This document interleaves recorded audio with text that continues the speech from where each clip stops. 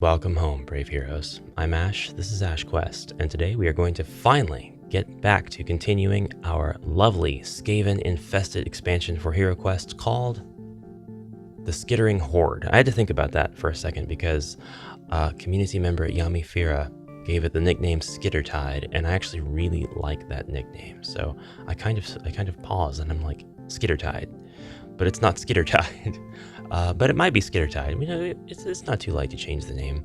When we last left off, I was writing up, recreating really the trial, the very first scenario in the game system for HeroQuest, and I realized I don't have icons for all the skaven that I want to use, and the process of creating the icons is really kind of boring and frustrating. So rather than do that, I'm going to revert the icons back to their classic monster forms, which I have done, and I will plan on replacing those at a later date. For now, I want to be absolutely sure of which skaven that I want to use, which so far, and I apologize if I've brought this list up in the video before, but just as a nice reminder to myself, the goblins will be slave rats, the orcs will be clan rats. These are the most frequent types of skaven that should be the bulk of the infestation. The Famir will be rat ogres. We don't see a lot of Famir in HeroQuest. Sometimes they're wandering monsters. Usually they just are in certain rooms. If you encounter one, oh well, bad luck. The rat ogre kind of makes sense. In my opinion, there should only be just like the 3 that would come with the set of the miniatures that comes with the game system anyways, if we're replacing Famir with rat ogres. The skeletons are going to be night runners, the mummies are going to be plague monks, the zombies will be pack masters.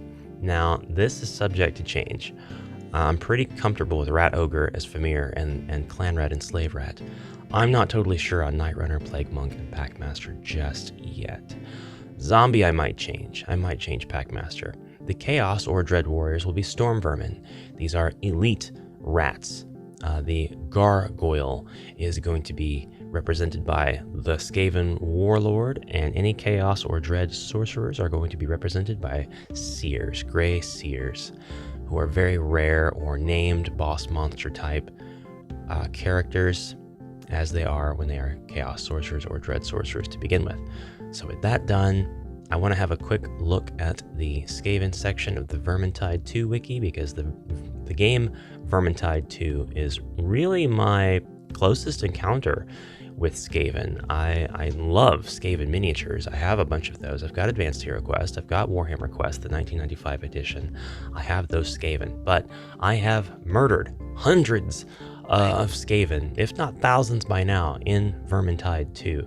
And I have the most sense of what I know them to be from that game, rather than an edition of Warhammer Fantasy Battles or anything like that.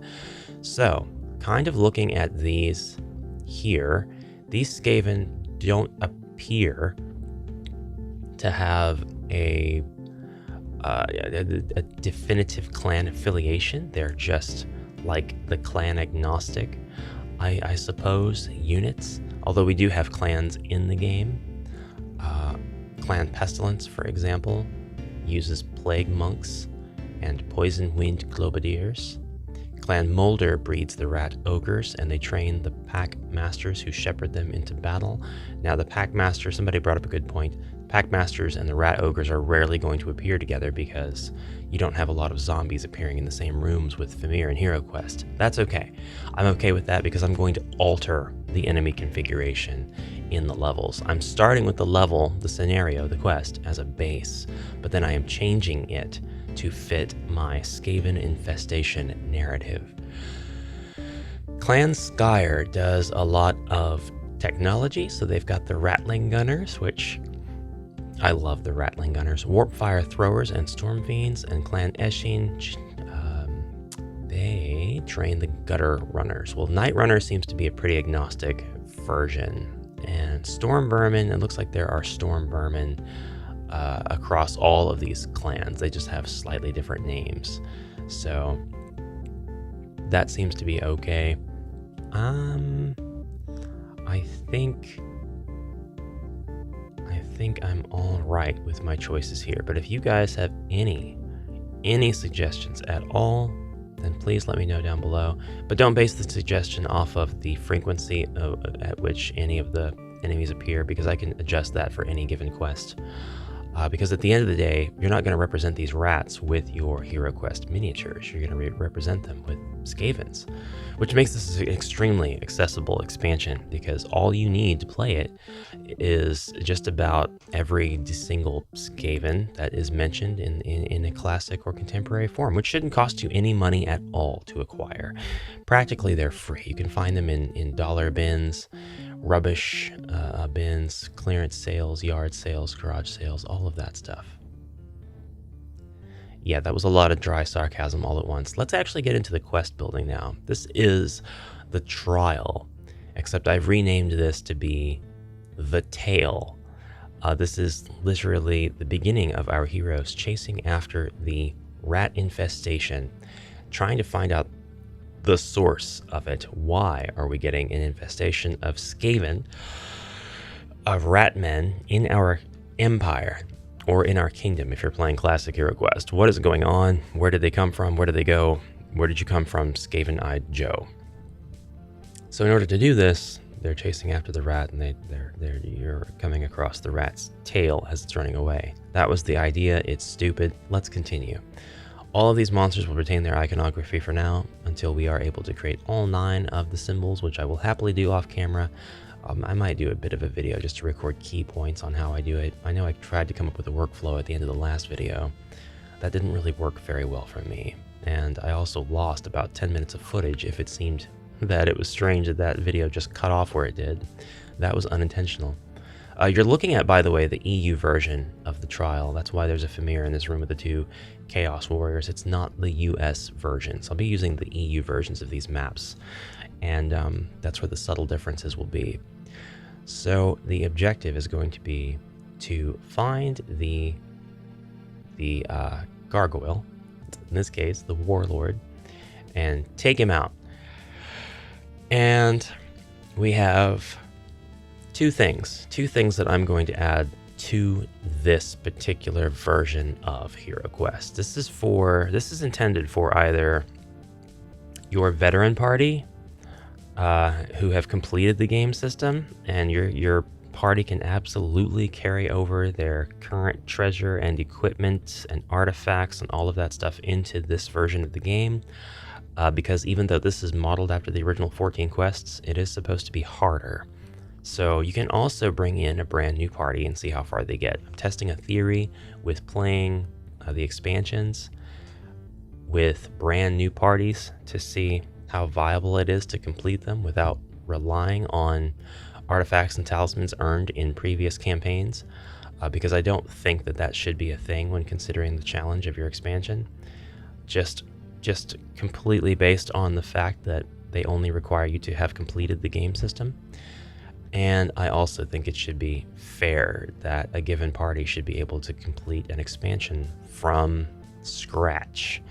I know I'm going to get flack about the Frozen Horror and Mage of the Mirror, but honestly, you should be able to do it. I'm not saying you can. I'm saying it would be the ideal design if you could do it. Because, as I've said many a time before, your people may all die but one in the previous campaign at the last scenario. And if that one person completes the goal and escapes, they win. They can bring their stuff over to the next quest, but then you're going to start with 3 brand new heroes. So in principle, the design philosophy is already there. Now, this is going to have a couple of different features. As I said, your heroes are going to start here, and what will happen after that? We're going to have a feature in these quests called, I don't know yet, infestations, hordes. I'm playing with different names. Right now I really like Horde. So at key points during a given scenario, you will trigger a horde. Not to worry. The horde is very dangerous and full of rats. So a horde is going to be comprised of basically every single orc and goblin mini, and I'm gonna say in the latter half of quests, also every Famir mini that you have not got on the board. Basically, I'll have written rules that define what a horde really entails and how to correctly place all of the miniatures on the board. But when the heroes trigger a horde, you will place the miniatures as far from the heroes as possible, but they will be on the board, not exactly in their line of sight, but in this narrative, we are going to say that this represents the hero's ability to know that a horde is incoming. Perhaps it's in the air. You can smell these guys for sure. Or they've got a little bit of a vantage point and they can see just the ears past the wall and the tails, and they can hear the thundering of the footsteps. They know that they're coming. So you, as Zargon, or as the Great Horned Rat, perhaps we'll write a very special narrative about that, will be able to place these miniatures on the board as far from the heroes as possible, and then bring them in slowly, one turn at a time. All of the miniatures have to be drawn towards the heroes because they're closing in on their position. The heroes do have some special abilities this time around that will be given to them in the form of a couple of different skills and a couple of different armory items when you begin the quest. When you are tasked with curing this infestation, clearing out this plague, the Empire or Kingdom is going to give you a crossbow for the elf. You are also going to get a battle axe for the dwarf, the long sword for the barbarian, and the wizard is going to get a staff. Hooray! And when the any of the melee attackers, wizard included, roll attack dice and take out an enemy, we are going to actually adopt the death blow mechanic from Warhammer Quest. So your blow will continue on to the next adjacent space, adjacent to the enemy, so it can be diagonally adjacent to you, whether or not your weapon actually reaches that far. And you're going to roll for attack on that monster as well. And that monster will roll for defense. And I know that's not exactly what happens in Warhammer 95. We are kind of shoehorning the mechanic into HeroQuest mechanics. So we're not using weapon skill and Warhammer Quest's version of THAC0. We are getting into HeroQuest mechanics. So you'll roll for attack. That monster will roll for defense. If you kill that monster in one hit as well, your death blow will continue on to the next adjacent monster. You have the potential to have your barbarian in the center square, completely surrounded on all sides orthogonally and diagonally adjacent to him or her or them by skaven. And killing one could potentially mean that you kill every single one of them around you. So the Horde is going to incentivize this mechanic. It's going to facilitate it. You'll also be able to do this mechanic just in the regular dungeons. Now, the Skaven are generally going to follow the EU convention of the body points. So we're dropping all of our monsters' body points down to 1, or at least most of them, because most of them are down to 1 in the EU version of HeroQuest. Plus, I don't think the Skaven are really that tough when compared to a human.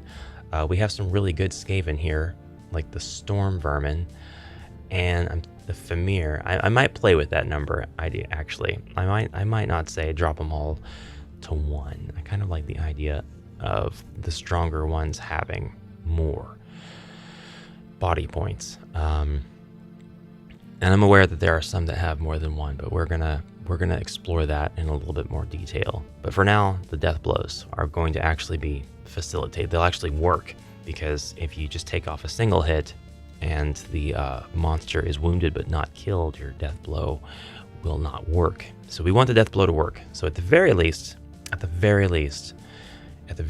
we're gonna drop the clan rats to 1 body point. So we might stop there. I don't know yet. We'll have to see how the challenge goes. We'll have to test play a little bit. Yes, test play. And see if that's fun. But the Horde will close in at the key point during the quest. Your heroes will finish it off and continue exploring the quest as you would as if you were playing HeroQuest. When you get to the end of the quest, we don't have a second Horde, not for the trial, not for the first several quests of the game. But some of these quests later on will definitely trigger 2 hordes in the same scenario.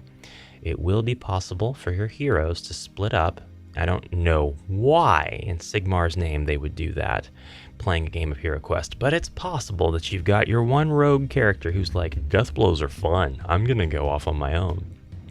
And he does so, and when he does, or she or they get to the very tile that triggers the next horde, and then you've got 2 hordes. Well, that's not going to happen really unless you've got the miniatures and you want it to happen, because I don't want you to run out of miniatures. We're going to put every single goblin and every single orc miniature on the board if it's a greenskin horde. So we're putting every single skaven, slave rat, and clan rat on the board if it's a skaven horde. So, and some rat ogres / Fimir as well. So the first horde would be triggered, I would say, in that instance, and then after you've completely cleared out that horde, the second horde would close in on the other hero's location or on the locations of the heroes wherever they are currently. So the next thing that I wanted to point out is we're giving the elf a crossbow. That crossbow is not going to stop at 1 skaven. Just like the death blow mechanic for melee, we're doing a death blow for ranged. So in other words, when the arrow hits the skaven, you roll your attack dice, the skaven rolls defense dice. If the arrow kills the skaven, it continues forward. It's a strong bow. It may be a long bow. Perhaps it's a crossbow with massive bolts. Perhaps it represents an explosion. I don't know. All I know is that I want a way for the crossbow to be able to take out one enemy at a time. So you roll for attack. If there are any enemies behind the first enemy that gets killed by the crossbow, and when they roll for defense and fail, that bolt is said to have gone through the first enemy, killing it, and into the second enemy, killing it. And your crossbow death blow will continue on this way until the arrow hits a wall or another hero or whatever.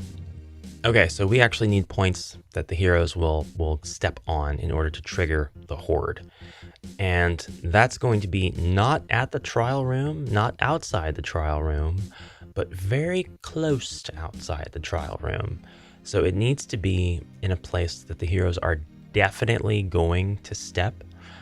So either right here, right here, or right here, because they have to step on one of those 2 tiles to get to the trial to defeat the gargoyle.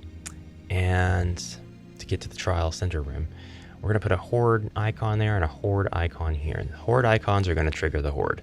So anytime any one of your heroes just steps on one of these H's, they're not traps. They don't show up whenever the heroes search for traps. Not treasure. The heroes don't search for treasure and find the H's. They don't find these at all until they step on them. So they don't know when the horde is coming. They just know after playing that hordes happen. When they step on the H, you end their turn immediately, and you say you hear the skittering of a horde. And you place them. And the way that you place your enemies, once again, your slave rats are always going to be at the forefront. They're the ones who come in first. So, slave rat, slave rat, slave rat. I ran out of S's. You don't have any more S's for the game system. And then slave rat, slave rat, slave rat. And you won't place any monsters down for monsters that are already on the board. So if there's already a slave rat on the board, take one of these slave rats away. But the first 6 slave rats will appear here. We need a second avenue for the clan rats, because I said everybody was coming. So the clan rats will be here, and we'll go ahead and just mark off these spaces so that you have a definitive 100%. This is how this is going to be treated. So the things that we've changed about this, we know that these monsters are going to be represented by special skaven. We don't have the stats yet, not finalized at least. Still open to suggestions there. Not absolutely in love with just the default transference of stats, but open to suggestions, and we might do that anyway. It might feel the best to do it that way. Those of you who have played EU HeroQuest and who have the feel of it down are going to know better than I have. Although technically at this point I've played I've probably played more sessions of EU-styled HeroQuest than US because of the Lurch Brick sessions. Anyway, the H tiles, which represent the Horde triggering. And I think we can call this quest done. It already uses just about every monster in the game system. It's just that they are very spread out. But this is a good first quest. This is a great first quest for your heroes. The only thing I think I would change about any of this is we do have treasures, and I think I would like to change the treasures because I don't know if I want to give your heroes gold. I don't know if I want the armory to really matter, because once you've got these weapons, once you have a crossbow and a staff and a battle axe and a long sword, you're really just going to go after armor. I guess if you want to go after armor, that makes sense. Or we'll put gold in the chests and the like for armor and stuff. We need to figure out the wandering monster mechanic, because I think if you're going to come across a wandering monster, it shouldn't just be one. Like, I'm okay if you get attacked by just one, but I think more than one should appear on the board. Although it does kind of make some sense just for it to be one monster. That's probably pretty accurate to the EU feel. I'm not sure yet. I'm not sure. We'll think about that. So the things we have to think about to continue on this journey as far as the overall mechanics are wandering monster, current treasures, but the things we know that we're doing: add horde tiles, and add horde placement. So we know we're adding the horde tiles that the heroes will step on. We know we're adding the placement of the actual horde characters. I think what I'm going to do really quick though is I'm going to put 2 slave rats over here, and then instead of these last 2 slave rats, I'll replace these with clan rats. We'll do, what do I have? 7? I have 7? We gotta get rid of that one. We gotta get rid of that.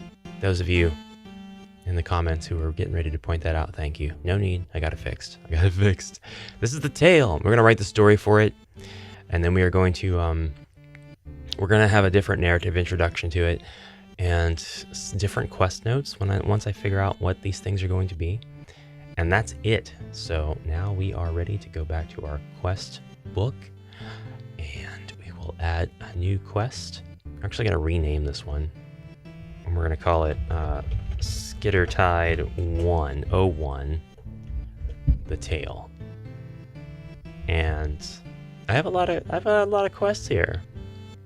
I probably don't have a lot compared to some of you guys for sure who have already made complete scenarios, but I got some. I don't remember making the Hand Eater's Lair. I don't remember that one. I got 2 gargoyles there. I got 2 more gargoyles down here. What the heck was I thinking? I don't remember that, but it doesn't. I know I did it, but I don't remember why I did it.